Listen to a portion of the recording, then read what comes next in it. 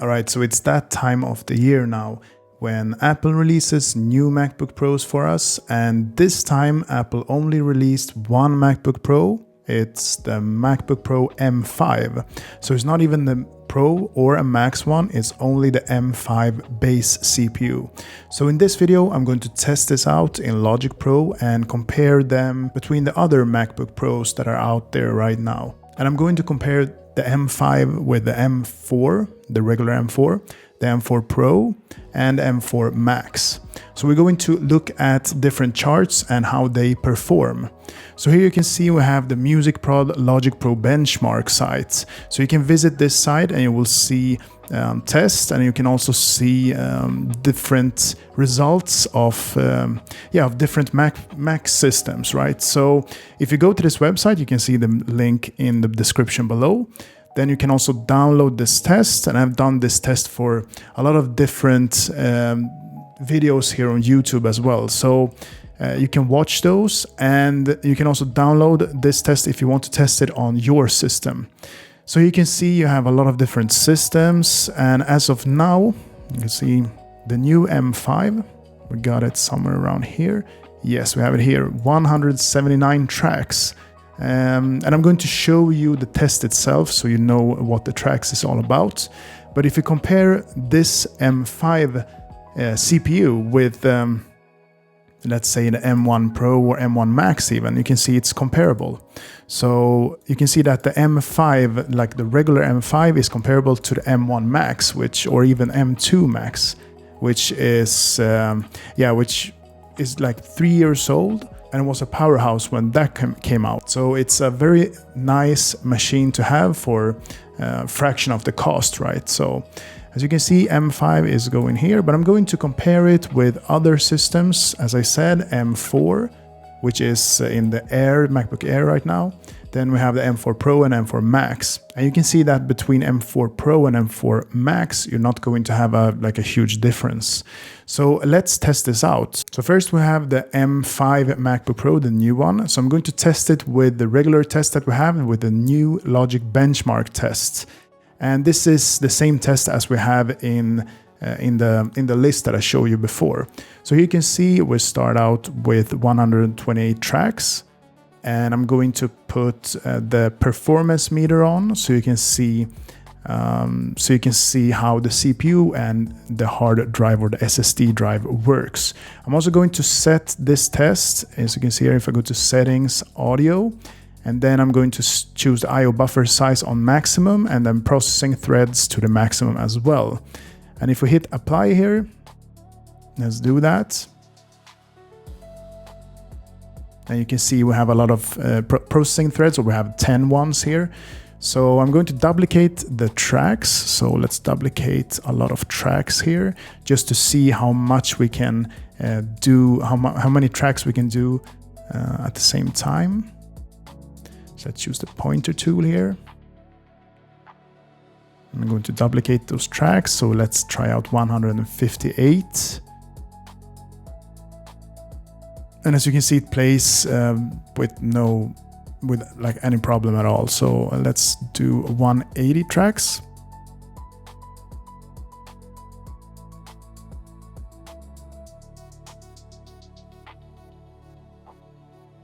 Yeah, and that got us a system overload. So as soon as I get a system overload, I will delete some tracks. So we want to play it at least a few bars just before it gets this system overload. So if you play the project file and then you don't get any system overload message, that means that it passes that amount of tracks. So you can see it passes 178, so I think it's going to be 179 as it was shown in the list on the website, but I just want to confirm it here as well. So let's do 179 and it should pass.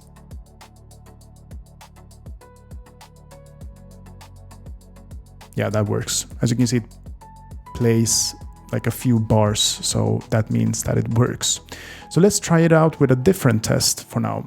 And this is the Logic Alchemy test. So this is the Alchemy plugin from Logic. And this is just another test so we can test out different things, right? So as you can see here, I'm going to have 125 plugins or 125 tracks with the Alchemy plugins on them. And let's do a lot more, so about 186. And for this test, we don't have any list so we can compare them between different systems, because this test is only focused on this plugin, right? Yeah, as you can see, it's 186. So let's do some more. Let's do 206.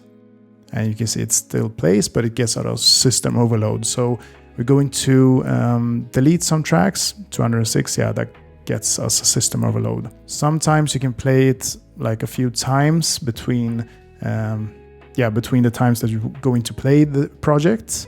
Sometimes it passes, but yeah, I didn't do it in this case. 204 works without any hiccups at all. So 205, I think it's going to be 205. Yeah, so that plays it with no problem. So 205 for this test for the M5 MacBook Pro. So now we're going to have a third test, and this is the demo project from Logic Pro. And I'm just going to bounce it out and count the seconds that it takes for the bounce. So let's try that. And I'm just going to use the uncompressed setting here.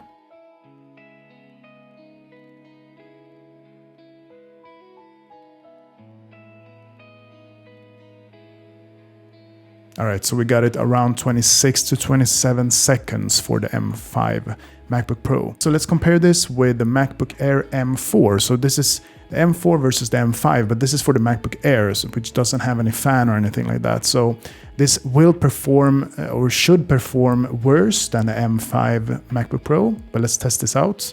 So before we do that, I'm going to show you the list here again. So for the M4 MacBook Air, let's see where we have it. MacBook 4 M4. Let's see here, MacBook Air M4. So 133 tracks compared to 179.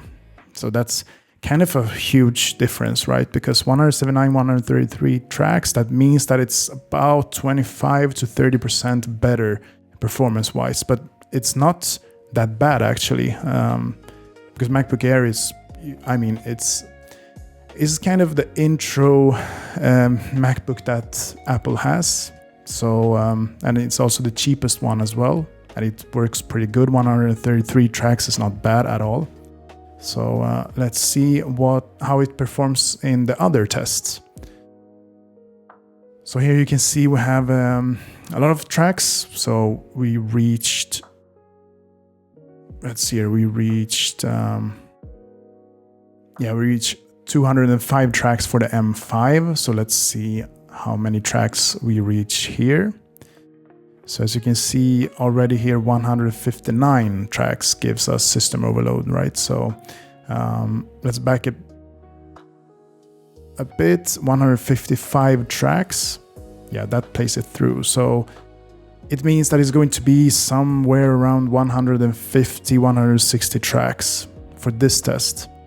And for the M5, you got 200 something. So it should be, yeah, that confirms that it's about 25 to 30% better performance-wise if you compare it from like the M5 MacBook Pro to the M4 MacBook Air.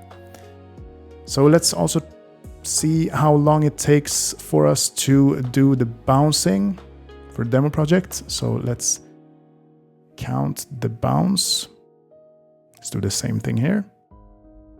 All right, so that gave us about 34 to 35 seconds. So compared to the M5, you got it around 25 seconds. So that means that this also confirms that it's about 20 to 25% better performance-wise when it comes to the M5 compared to the M4. But as I said before, the M4 doesn't have any fan because we're testing it with the MacBook Air and not the MacBook Pro. So the MacBook Pro with the M4 CPU would actually, I think it would give us a bit better result, but it's not going to be a huge difference. So let's try it out now with the M4 Pro MacBook Pro. And this also has 24 gigs of RAM, so it's going to be yeah, it's going to be I think it's going to be like, it doesn't give us that much of a difference when it comes to RAM for these tests. So if we look at the M4 Pro, when it comes to the first test, let's see, we have M4 Pro 286 tracks compared to 179. And that's a huge difference. That's about 35 to 40% better when it comes to, like, for this test, right, number of test tracks. So that means, or that should mean, that we're about 35 to 40% better performance-wise when it comes to M4 Pro compared to the M5. So let's test out this, the other test, the Logic Alchemy test for the M4 Pro now. And as you remember, we had about 200 tracks for the M5, so let's see how this will perform. And as of now, we got about 160 tracks. Let's try that out. That should play with no hiccups at all. As you can see, it's maxing about 50% of the CPU. So let's do a lot more tracks. 186 tracks, that should also play with no problem at all. You can see we peak around 70% when it comes to the performance for the threads. So let's do 200 something, 200 more, or a lot more than the M5 one. It should play a lot more because this should confirm the 35 to 40% better performance, right? So let's try this out. Let's go with 241 tracks and see how that performs. And here you can see it plays it with no problem at all, 241. So that already confirms that it's around 20% better, but it should be 35 to 40% better. So that should mean that we get around 280 tracks playing. But you never know how the test will perform. So let's try it here. 274 tracks. And that plays it with no problem, as you can see. It's not peaking at all, so we're not even at 100% when it comes to the processing threads here in the performance meter. So let's do around 300 tracks. That's going to show us that we're about 40 or even more than 40% better when it comes to performance if you compare it to the M5 one, right? So let's copy this over here. All right, so 348 tracks, and it should, it plays it fine. So let's do even more tracks. 363 tracks now.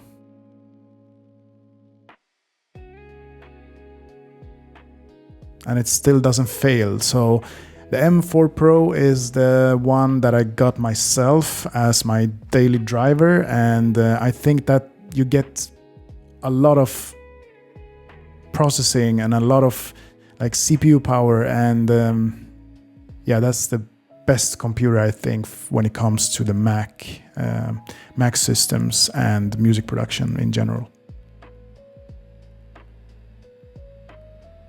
So 386 tracks, still plays it fine. 404 tracks. And it starts to give us like fan noise and stuff like that, but it still works fine. So we're already at about 100% better performance here, and that is a lot more than the previous test shows us. So that means that it can be a lot better, right? So 410 tracks, and it still works. And it still plays it. 410 tracks. And I'm going to show you that the M4 Max, which should be the best CPU here, performs, when it comes to this test, it performs a bit worse. And that's kind of strange, but that's why we tested with a lot of different tests, right? To see if yeah, now you can see 417 tracks gives us a system overload. So 414, let's try that out. Yeah, and that works. So it should be about 415, maybe 16 tracks, I think, for this test. And that shows us that the M4 Pro is going to still be the winner when it comes to the Mac releases for this year.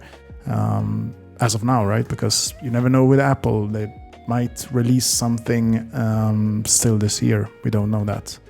But 416 tracks, 417 tracks, somewhere around there for the M4 Pro, and it still plays it. So now for the M4 Pro, let's test out the bounce test. So let's do that. Let's go to bounce here. And only choose uncompressed. And let's go here.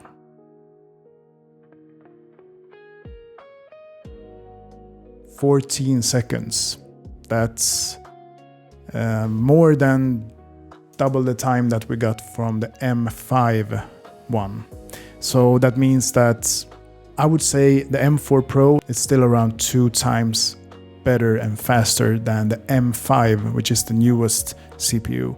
So yeah, I would definitely go for the M4 Pro instead of the M5 that they just released.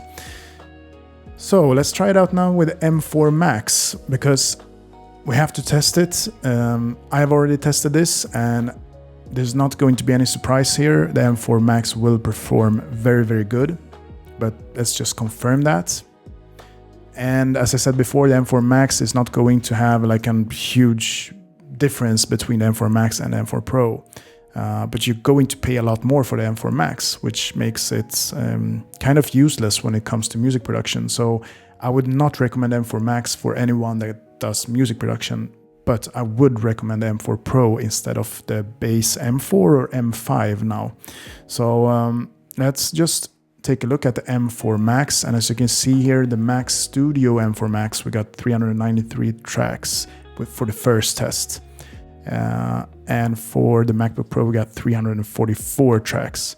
And this, yeah, it's essentially the same CPU here, M4 Max in the MacBook Pro, and the same one as the Mac Studio M4 Max. But the only difference here is that the MacBook Pro is like a small form factor, right? So that means that it doesn't cool in the same way that the Mac Studio does the cooling, right, for the form factor, because the Mac Studio is a lot bigger, right? So that is why we're not, I think that is why the test tracks. Also, we got 64 gigs of RAM here, and in the MacBook Pro, we only got 32 gigs of RAM. That's not only, but yeah, it's double the RAM size. But if we test the M4 Max MacBook Pro, and we're going to do the second test now, just to see if it performs better than the M4 Pro or the M5 or M4. So here we're going to just copy a lot of tracks, and I'm going to fast forward this. So let's go here. Let's see, we are. We're here at 300 something tracks, but I think it's going to perform better than this. So let's fast forward even more. Let's see here. Let's take a look at 407 tracks. 406 tracks is giving us a system overload. So that's like, how much was it? About 10 less tracks than the M4 Pro. And that's kind of strange because the M4 Max should be performing better, right? But not in this case, because M4 Max performs better in other situations than this one, apparently. So that shows us again that the M4 Max for Logic Pro, when it comes to different scenarios, is not going to be performing better than M4 Pro. And that's the whole point here with this test, and that's why I'm doing it like 2 or 3 tests in this case, because I want to show you that, yeah, you can see the test in the list, right? That we have the first test, and that is going to give us a better performing score for the first test. But that's not the only case scenario in Logic Pro, so I want to show you the other test as well. So for this one here, we can see we got 403 tracks, and that's 12, 13 tracks, somewhere around there, less than the M4 Pro. So now let's do the bounce test here as well, and let's count the seconds we got when we export or bounce this track here. So let's do it. All right, so 18 seconds. And that gave us a bit longer time than the M4 Pro, which is also a bit strange, but that's how it is. So let's now try it out with the Mac Studio. It's also an M4 Max, but we got 36 gigs of RAM and the other form factor, right? So we're not having a laptop here, we do have a desktop. So for that one, as I showed you before in the list, we got it all the way up to 393 tracks, which is a lot for the first test, but now we're going to test it with the other test as well, with the Alchemy test. So yeah, it's going to be a lot of copying tracks. I'm just going to fast forward here. Let's see. All right, so I tried to do it with 400 something tracks. So let's test 459 tracks, which is a lot more than all of the other systems that we tried it with. And 459 tracks is getting us a system overload immediately. So that means that we have to reduce the tracks a lot. 438 tracks, same thing. So let's do something like the MacBook Pro M4 Pro. So 430 gives us that as well. We had around 415 tracks for the M4 Pro, and this is going to perform, I think, similar to that one. 418 tracks still gives us a system overload. So let's do somewhere around the same amount of tracks as the M4 Pro, and it still does the system overload. So that's kind of interesting. And none of these systems has anything installed other than the Logic Pro app, basically. So yeah, around 400 something. That gives us the same amount of tracks as the M4 Max MacBook Pro. So that means that the form factor doesn't like make any difference here at all for this test. But let's try it out with the bounce test as well. So let's go to the bounce test and let's count the seconds. All right, so that gives us around 18 seconds as well. So same thing as we had in the MacBook Pro with M4 Max. So here you can also see that the M4 Pro performs better than the M4 Max. And of course, as you can see, this is for these two tests that we have. I would say that for music production in general in Logic Pro, I would go for the M4 Pro. Like, that's the best system that we have, I think. M4 Max might perform better in different scenarios, of course, but as you can see, the M5, the newest M5, doesn't perform that well. But if you're on a budget, or let's say that you're not that serious into music production yet, then I would get the M4 actually, not the M5. That depends on the price point, but the price point as of now for the M5 is kind of steep if you compare it to the MacBook Air or the MacBook Pro with M4. All right, just to summarize this, the first test here, you can see that the Mac Studio M4 Max got the most tracks, but still the M4 Pro is the most bang for the buck here, 286 tracks. So that's it for the first test. And for the second test, where we run the Alchemy plugin, we got the M4 Pro with 416 tracks. So that won that test, and that's the best computer out there, I think. So let's see, for the third test here, we got the M4 Pro as a winner again with 14 seconds when it comes to bouncing out our demo song. And as you can see, MacBook Pro M5 is not that good at all in these tests. So if you go to Apple's website here, you can see the different Mac systems that are out there. So if you go to Mac here, then you can see MacBook Air, $999, and it has that M4 regular M4 chip, and we don't have any fan at all. So that means that it's not going to perform the best, but it's still going to perform pretty good, as we showed in the test. And the MacBook Pro 14-inch, which only have M5 as the base CPU, and then we have the M4 Pro and the M4 Max. Let's just compare those when it comes to the price point. So you can see the M5, the regular one, which has 16 gigs of RAM. This sells for about $1,600 compared to the MacBook Air. That was $1,000. That means that we have a $600 difference.